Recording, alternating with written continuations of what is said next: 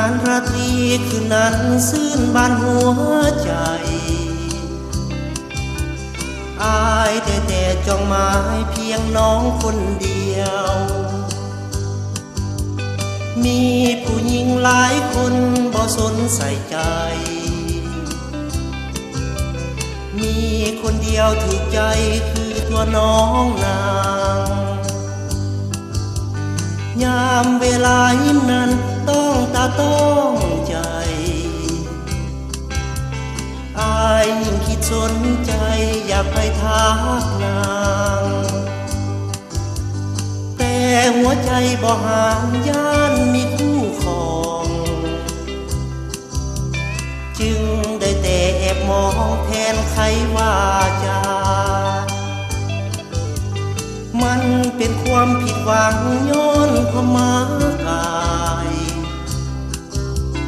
หากน้องอยู่ในใจได้แต่ไฟหา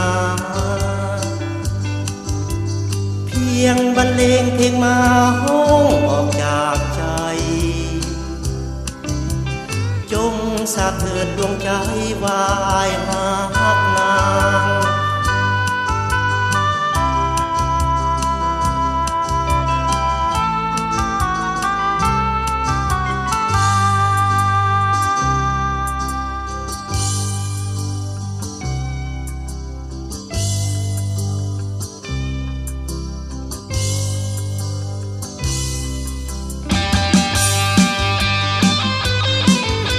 จากงานหดบ้านวุ่นวายสับสนแล้วหัวใจนั้นวกวน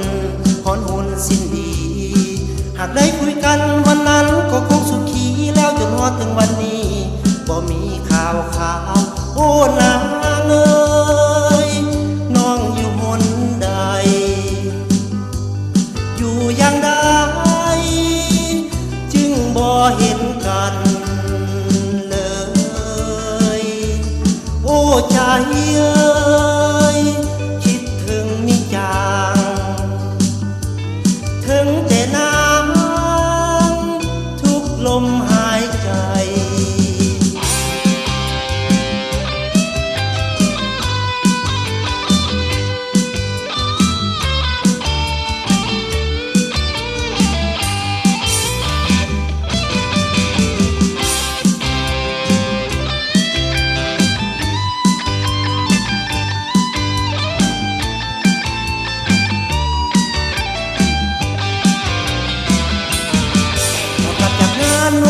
วุ่นวายสับสนแล้วหัวใจนั้นวกวน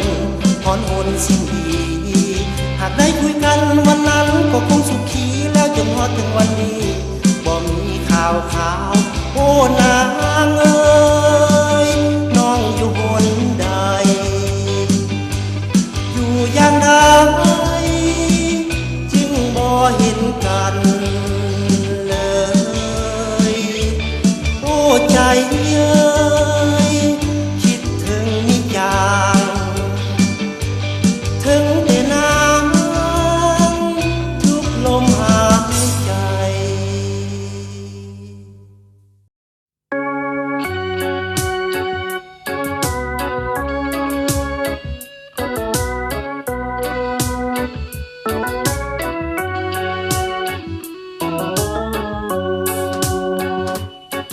สงสารชีวิตตัวเองวาดวันตัวเก่งกับโศกสตา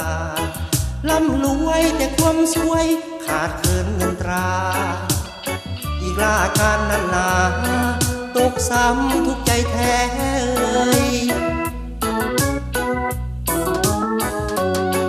คนรักก็จรจากไปยังทนบ่ไหวจึงมีเพื่อนเลยเที่ยวเดินพยำตอกน้องบอกเคยหากวันสิ้นจึงเฮยจางหายจากตัวของเฮาอุกใจโอ้ยเศร้าใจสวยเต็มที่น้องเฮาโอ้ยซื้อหวยเป็นประจำยังบ่ถือกับเขานั้นโชคดีตัวเฮานี่ที่โชคบ่ดีคือเขาเลยนั่งเจ้าเศร้าราอุกใจ ไว้เศร้าใจสวยเต็มที่น้อเฮาไว้ซื้อหวยเป็นประจำยังบ่ถึกกับเขาเขานั้นโชคดีตัวเฮานี่ติโชคบ่ดีคือเขาเลยนั่งเจ้าเศร้ารา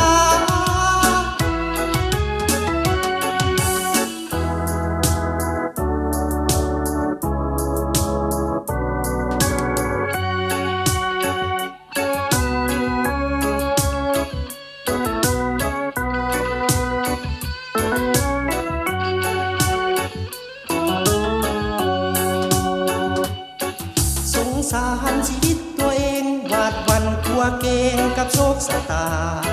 ล่ำรวยแต่ความสวยขาดเคินตราอีกลาการนานนาตกซ้ำทุกใจแท้เอ่ยคนหักก็จรจากไปยังทนบ่ไหวจึงมีเพื่อนเลยเที่ยวเดินพยายามตอกน้องบอกบ่เคยหากวันสิ้นจึงเฮยจางหายจากตัวของเฮาหัวใจไว้เศร้าใจสวยเต็มที่น้อเฮาไว้ซื้อหวยเป็นประจำยังบ่ถือกับเขาเขา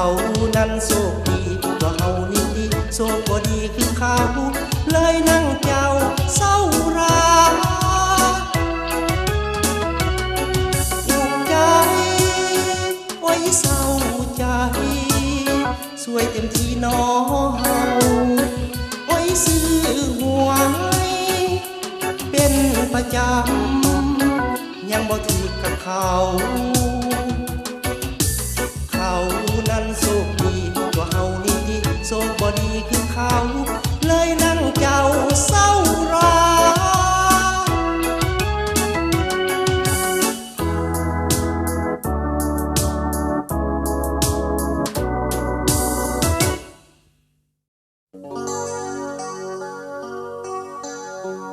ที่แคมป์ฝั่งของสองเขาเคยมีไมตรีสัมพันธ์นาทีแห่งนั้นเขาเคยให้คำสาบานสัญญาว่าจะหากันยาวนานจนชั่วชีวาสุขใจนักหนาอุราฟังแน่นบ่ลืมยังจำบ่หนอคำคืนแสงจันทร์แผ่วพราวเต็มดวงกอดน้องเนบสวงเอาไว้ด้วยใจดวงนี้สุดปลื้มก่อนฟ้าจะสายมันหมายบ่มีวันลืมสุดแสนดูลืมบ่ลืมคำมันต่อน้องเพราะเหตุใดคืนนั้นสองเราต้องพาต้องจำจากห่างไกลด้วยความเศร้ามองเหมือนมีกรรมปางก่อนนั้นตามสนองทำให้เราสองจึงต้องจำใจจากกันคิดฮอดฟังของภาพยังฟังความทรงจำมีไว้สองเคยมั่นหมายความทานสีดีพักดีต่อกันแต่โศกสตานั้นมาแยกทางสีวันสิ้นหวังพบกันที่แคมป์ฝั่งของแห่งนี้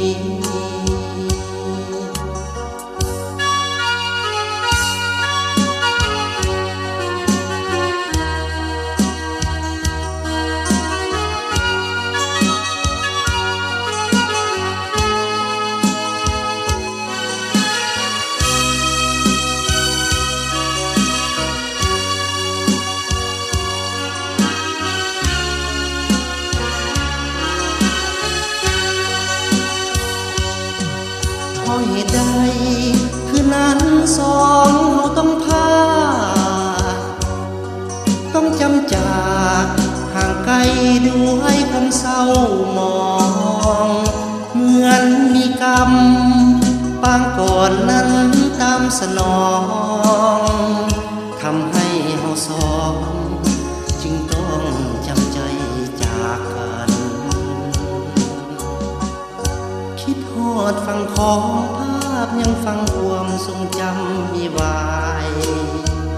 สองเคยมั่นหมายความทางชีวีพักดีต่อกัน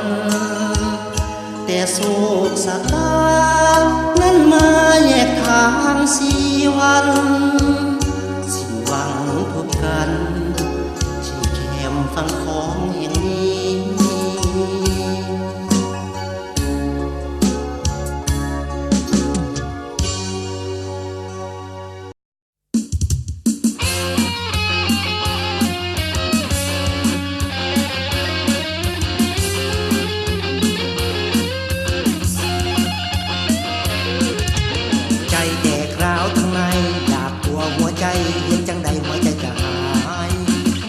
สับสนวุ่นวายห่อนไปทั่วกายยันหัวใจนั้นจะหยุดเป็นมาหลายวันใจแตกร้าวทั้งในอยากกลัวหัวใจเย็นจังใดหัวใจจะหายลองให้หมอช่วยดูหมอซึมใส่หูว่ามันเป็นเงินความบ้าคลั่งฟังใจมานาน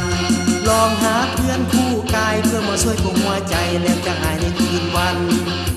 มันเป็นคำเตือนหมออย่ามัวเมาลีลอแล้วจะทราบบ่ทันการหากแม่นสาวคนใดอยากมาช่วยปลุกหัวใจจงไว้ไฟและลุงคานซาจะบ่ทันการว่ายานใจมันดับดินตา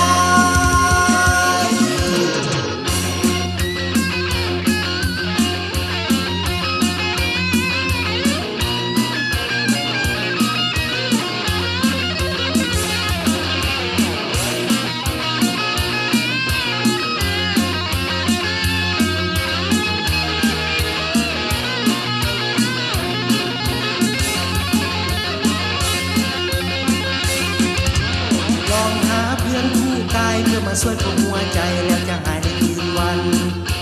มันเป็นคำเตือนหมออย่ามัวเมาลีลอแล้วจะทราบว่าทันการ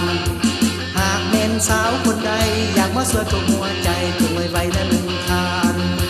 ซาจะบ่ทันการว่ายานใจมันดับดินตาย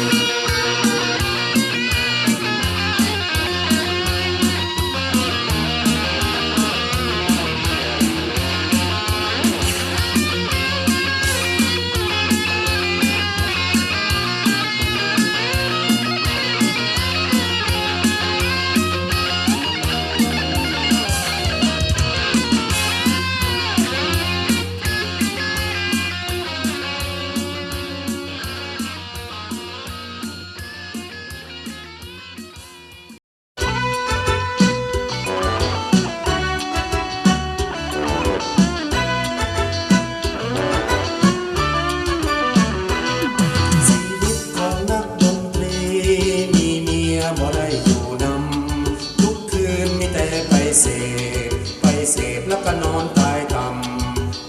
ำแล้วจะทำลงเตียงแล้วขึ้นมาใหม่นี่ละหนอน้ำใจของนักดนตรี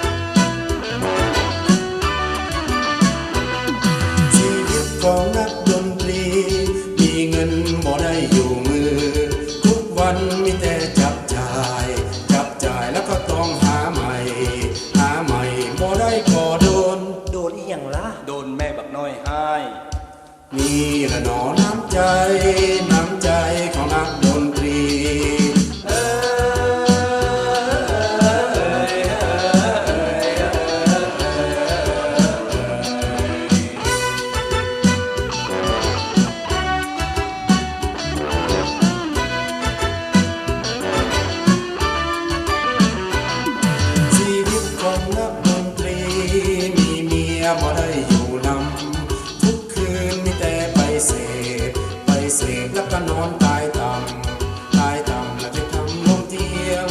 ลงเกียงแล้วขึ้นมาใหม่นี่ละหนอน้ำใจน้ำใจของนักดนตรี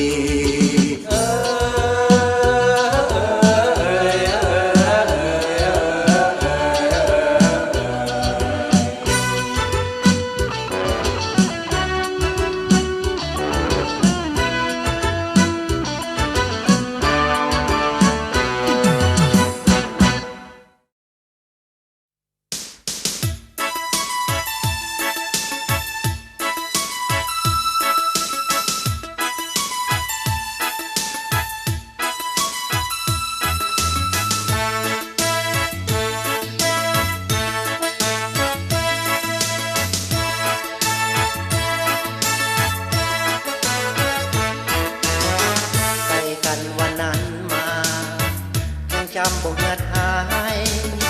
ก็ภาวะหัวใจนั้นบงการให้จำเสมอ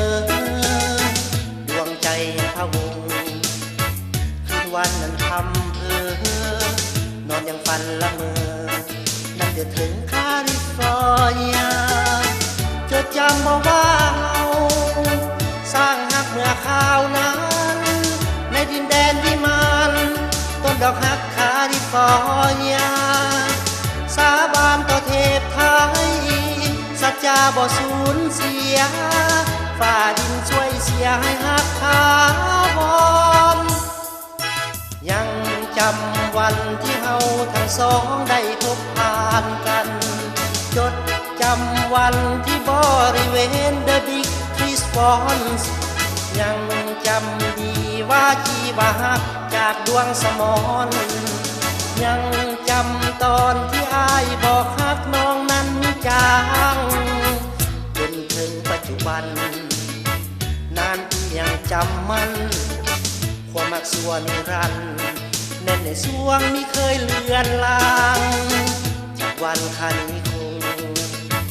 วันคืนจะครั้งสู่แดนแห่งที่ยังฟังความหลังไว้แน่พอดีจดจำบ่ว่าเฮาสร้างฮักเมื่อคราวนั้นในดินแดนวิมานต้นดอกฮักคาลิฟอร์เนียสาบานต่อเทพไทยสัจจาบ่สูญเสียฝ่าดินช่วยเสียให้ฮักถาวรยัง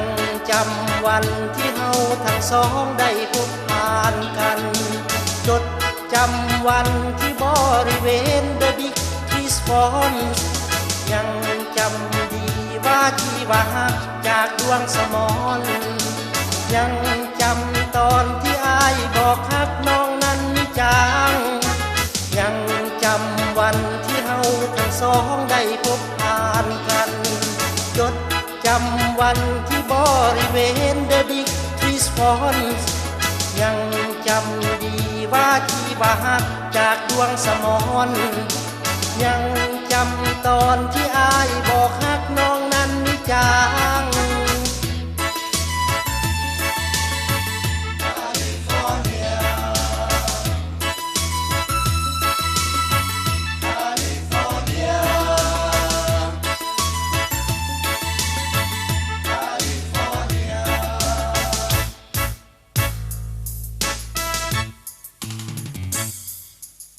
I still remember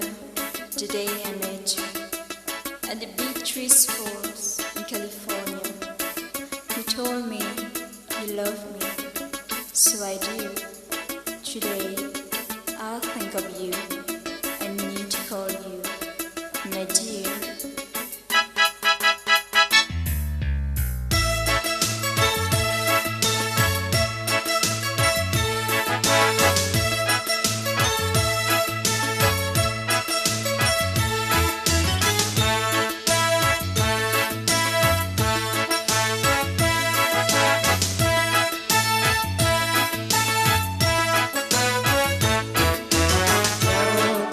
วันที่เฮาทั้งสองได้พบผ่านกันจดจำวันที่บริเวณ The Big Response ยังจำดีว่าที่ว่าฮักจากดวงสมรยังจ จำตอนที่อายบอกฮักน้องนั้นมิจางยังจำวันที่เฮาทั้งสองได้พบผ่านกันจดจำวันที่บริเวณ The Big Kiss Falls